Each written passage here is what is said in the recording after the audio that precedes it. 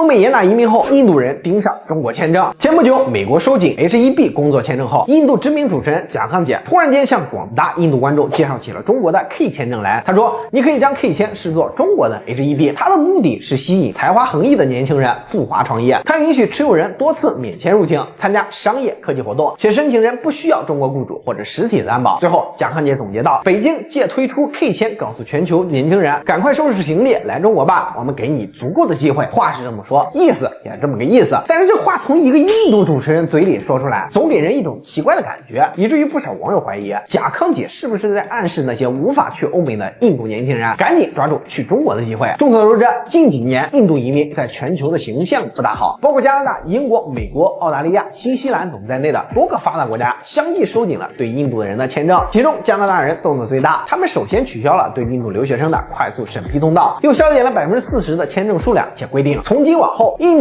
度学生想要来加拿大必须先缴纳2万加元的保证金，将对印度低收入群体的嫌弃写在了脸上。英国人嘴上不针对印度移民，实施的政策却渐渐针对，比如禁止家长陪读。试问全球哪个国家的留学生最喜欢拖家带口？毫无疑问是印度。经常发生申请时是1个人，毕业时是3个人，工作后7大姑8大姨全来了的故事。印度留学生通过陪读计划、团圆计划等漏洞，不断的把国内的亲戚接来。英国人苦笑地说，每一张印度签证的背后至少藏着20个印度人。加拿大、英国收紧签证后，印度人又将目光投向了澳大利亚。相比于2022年、2024年入境澳大利亚的印度留学生增加了80%，创下了13.9万人的记录。虽然现在印度移民还未对澳洲社会造成实质性的影响，但是鉴于加拿大、英国的前车之鉴，澳洲人已经开始提前防范，纷纷要求政府限制印度人的入境。澳洲内政事务部回应称，将严格审查留学生的背景，严厉打击有移民倾向的学生。手段更为强硬的还有美国人。前几天他们推出价值10万美元的 H1B 签证后，引发了印度侨民抢票潮。印度国内只要能飞到美国的航班都遭到哄抢。美国网友则发起了阻塞厕所计划，查找所有印度飞到美国的航班，然后买光机票，防止印度人回来。虽然印度人在多数发达国家都不受欢迎，但是我们不难看出，发达国家拒绝的不是所有印度人，而是穷的印度人。对于有钱有技能的印度人，他们还是打开大门欢迎的，这一点非常值得我们重视。就拿我们新推出的 K 签证为例， K 签证希望招揽的是具有才华的外国年轻人来中国创业工作，而印度恰恰有着全球最年轻的人口结构和发达的精英教育，他们中有些人非常符合 K 签证的条件。受自媒体短视频的影响，现在我们一提到印度，本能就会想起脏乱差，干了这杯恒河水，来世还做印度人的段子。其实印度幅员辽阔，国情复杂，贫困固然是其一面，但印度还拥有约2亿的中产阶级，他们生活在班加罗尔、孟买、新德里的富人区，享受着不输西方的现代化生活。比如印度理工学院培养的学生全是万里挑一的精英，毕业后他们80%的人选择出国谋生，剩下的人留在印度国内服务跨国企业。此外，这批精英人才从小接受西式教育，其国际化程度高，非常适合帮助国内企业开拓海外市场，否则硅谷也不会有那么大一批高管全部都是印度人了。我们的 K 签证要吸引的就是这类印度人才，像新加坡一样为他们提供良好的创业环境、社会保障，鼓励投资甚至就业，而不是加拿大这种伪造材料、躺着吃福利、破坏当地环境的低端印度人。最后讲一下泰国向所有印度人开放旅游免签的下场，以备参考。泰国同我们一样是发展中国家，福利、工作收入比不上发达国家，但是也比印度国内强多了。所以旅游签证一开，印度人纷纷打着旅游的名义涌入泰国。这些印度游客也不消费，累了就睡大街上，渴了就喝自来水，饿了就简单对付2口，然后四处找打黑工的机会，找不到的便在当地小偷小摸，搞得泰国人怨声载道，要求政府立刻停止对印免签。因此，我们的 K 签证应该明确方向，借鉴欧美选优汰劣的政策，精准吸引国际精英人才，而非重蹈泰国盲目开放、反受其乱的覆辙。唯有高质量的外来人才才是生产力，否则